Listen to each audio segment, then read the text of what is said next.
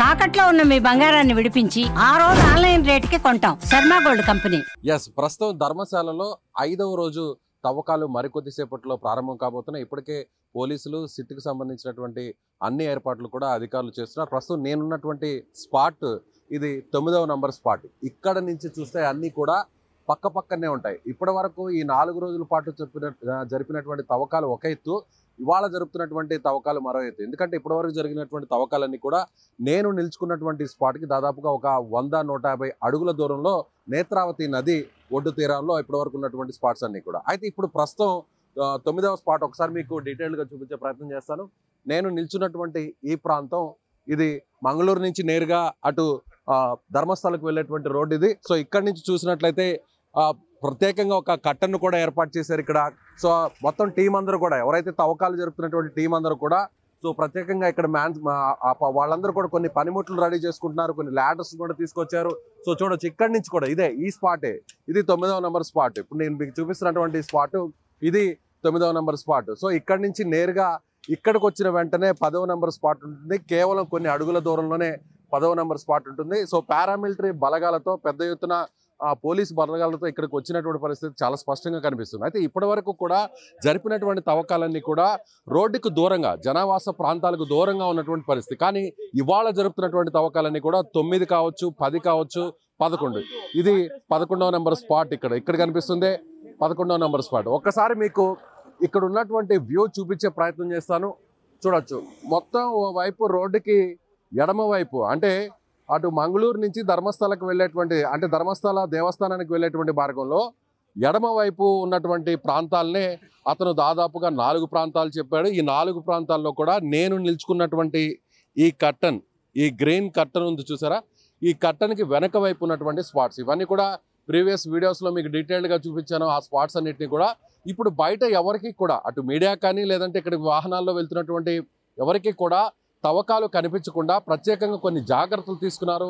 So 12వ spot వరకు కూడా కొన్ని ఏర్పాట్లు కూడా అయితే చేసినటువంటి పరిస్థితి చాలా స్పష్టంగా కనిపిస్తుంది. అయితే 9వ నంబర్ స్పాట్ నుంచి కూడా 12వ నంబర్ స్పాట్ వరకు కూడా ఎక్కువ సంఖ్యలో ఇక్కడ మృతదేహాలని పూడ్చిపెట్టారా అనేటువంటి కొన్ని అనుమానాలు కూడా వ్యక్తమవుతున్నాయి. ఎందుకంటే ఇక్కడ రోడ్డుకి నిల్చుకున్నటువంటి కేవలం కొన్ని అడుగుల దూరంలోనే స్పాట్స్ ఉన్నప్పటికీ కూడా అయితే దట్టమైనటువంటి అటవీ ప్రాంతం కావడంతో లోపల పొదల ఎక్కువగా ఉండడంతో సో దానివల్ల లోపల ఏం జరుగుతున్నా కూడా బయటకు తెలియదు అనేటువంటి విషయం చాలా స్పష్టంగా అర్థమవుతుందని చెప్పాలి. స్థానికులు కూడా మరోవైపు వచ్చున్నారు. ఇవాళ ఏం జరుగుతోంది అనేటువంటి ఒక టెన్షన్ అంతా కూడా ఉత్కంఠంగా అందరూ కూడా ఎదురు చూస్తున్నటువంటి పరిస్థితి. రోడ్డుకి ఓవైపు ఎడమ వైపున తవ్వకాలకు సిద్ధమవుతుంటే మరోవైపు కుడివైపున అటు మీడియాతో పాటు అదేవిధంగా స్థానికులందరూ కూడా ఇక్కడికి రావడం జరిగింది. అసలు నిజంగానే ఎవరైతే ఆ పారిశుద్ధ కార్మికుడు చెప్పినటువంటి, ఫిర్యాదుదారుడు చెప్పినటువంటి మాటలన్నీ కూడా నిజమేనా? సో ఇప్పటి వరకు కేవలం 2 మృతదేహాలకు సంబంధించినటువంటి అస్థిపంజరాలు, ఎముకల అవశేషాలు మాత్రమే లభించాయి. కానీ ఇప్పటి వరకు కూడా దాదాపుగా 60% తవ్వకాలన్నీ కూడా పూర్తి అయిపోయాయి. 8 స్పాట్స్ని తవ్వకాలు పూర్తి చేయడం జరిగింది. మొత్తం 13 స్పాట్లుగా గుర్తించడం జరిగింది, 13 లొకేషన్స్. సో 13 స్పాట్స్లో కూడా ఇప్పటి వరకు కూడా గడిచినటువంటి 4 రోజులుగా చూసినట్లయితే దాదాపుగా 8 స్పాట్స్ని తవ్వకాలను పూర్తి చేయడం జరిగింది. సో ఇవాళ నుంచి కూడా 9వ స్పాట్ నుంచి 13వ స్పాట్ వరకు కూడా తవ్వకాలు జరిపే అవకాశం ఉంది. ఈ 4 స్పాట్స్ అంటే 9, 10, 11, 12 ఈ 4 స్పాట్స్ కూడా ఇక్కడే లొకేట్ అయి ఉన్నాయి. ఒకే ప్రాంతంలో కేవలం ఒక 50 నుంచి 70 అడుగుల దూరంలో మాత్రమే లొకేట్ అయి ఉన్నాయి.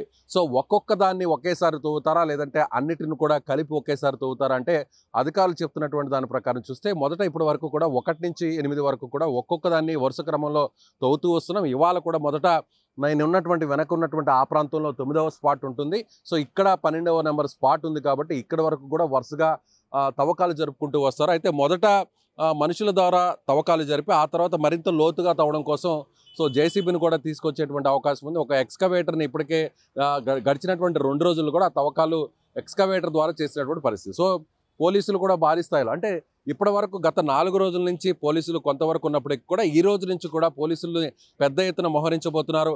ఆల్రెడీ తవ్వకాలు పూర్తి చేసినటువంటి ఆ స్పాట్స్లో కూడా, ఆ ప్రాంతాల్లో కూడా ఇప్పటికీ కూడా పోలీసుల పహారా కొనసాగుతుంది. ఎందుకంటే సిట్ దర్యాప్తు పూర్తయ్యేంత వరకు, సిట్ దర్యాప్తు పూర్తయి ఇన్వెస్టిగేషన్ రిపోర్ట్ బయటకి ఇచ్చేంత వరకు కూడా సో పోలీసుల బందోబస్తు అయితే, పోలీసుల పహారా అయితే ఇక్కడ ఖచ్చితంగా కంటిన్యూ అవుతుంది అనేటువంటి విషయం చాలా స్పష్టంగా అర్థమవుతుంది. చాలా విషయాలు కూడా దీనికి ముడిపడి ఉన్నాయి.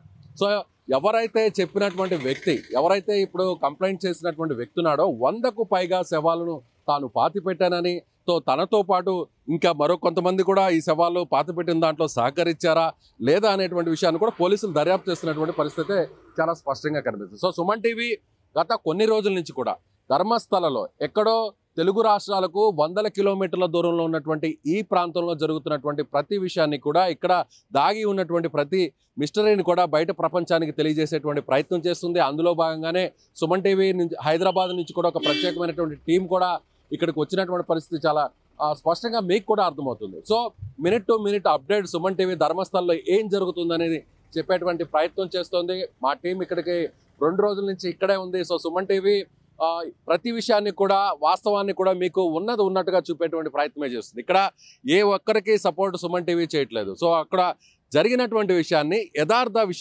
యథార్థమైనటువంటి సంఘటనల్ని ఆధారంతో సహా మీకు లైవ్లో ప్రత్యక్షంగా చూపించేటువంటి ప్రయత్నమే సుమన్ టీవీ చేస్తుంది. అందులో భాగంగానే తెలుగు రాష్ట్రాల నుంచి ఇక్కడికి వచ్చినటువంటి పరిస్థితి. సో ఇవాళ జరిపేటువంటి తవ్వకాలు చాలా కీలకంగా మారబోతున్నాయి. ఏం జరగబోతోంది అనేటువంటి ఒక ఉత్కంఠ అందరిలో కూడా కనిపిస్తుంది. Cameraman Lakshman and team member బాలాజీతో కలిసి విజయ్, సుమన్ టీవీ ధర్మస్థలం నుంచి.